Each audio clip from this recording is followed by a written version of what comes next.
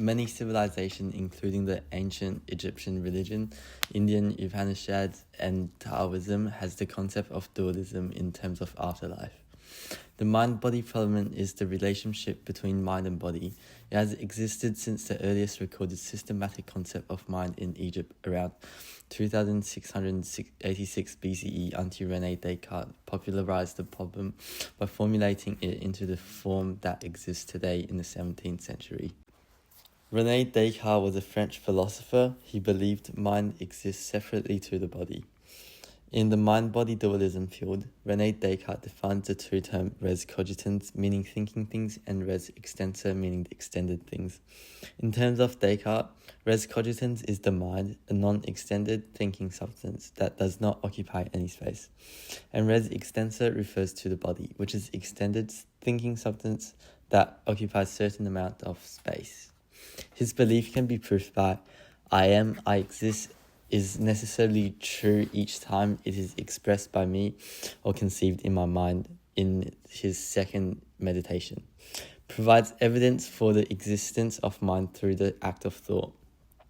His most famous philosophical statement, cogito ergo sum, meaning I think therefore I am, and the sixth meditation, I have a clear and distinct idea of myself as something that thinks isn't extended, and one of body as something that is extended and does not think. So it is certain that I am really distinct from my body and can exist without. Descartes' doubt of one's existence suggested that he believed that rational thinking about the nature of the world is more reliable than relying on his senses to establish cognition and understanding of things. However, though he has provided evidence for the existence of mind, he stated that the mind could exist without the body. It is unrealistic for the mind to exist separately from the body, and no modern technology are capable of providing evidence in order to support his argument.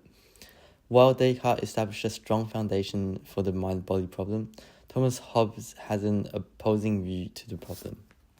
Thomas Hobbes was an English philosopher, optical scientist, geometrician, translator of the classics, a writer on law, and a materialist. He is best known for his book Leviathan, which explores the structure of society and legitimate government. As a materialist, he believed that everything that exists is a body. His book Leviathan also included many materialist thoughts such as mind and soul does not exist. Thoughts are just physical motion in brain.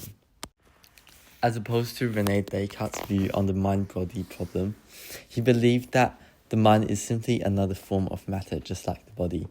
He separated the mind activities into different stages: imagination, memory, dreams, apparitions or visions, and understanding. However, they are all based on sensory experiences. Hobbes stated, all fancies are emotions within us, relics of those made in the senses, in Leviathan, suggesting that Hobbes believed that sensory experience forms the foundation of concept, allowing the mind to think within its cognitive range. Compared to the mind, his thoughts on the body are simply just motions of limbs. All behavior, including desire and appetites, are the movement of automata. Compared to Descartes' dualist view on the problem, Hobbes provided a factual view that can mostly be explained by a nervous system that sends signals to different parts of the body from the brain in order to make any action, which also provided an extremely strong flexibility. However, his theory explaining different activities using motions is oversimplified and lacks the complexity of human nature, which could be even seen as cruel. René Descartes' view on the problem leans more towards the abstract, theoretical thinking aspect in order to support his thesis. However, his theory lacks scientific evidence to substantiate it, such as why is sensory experience unreliable.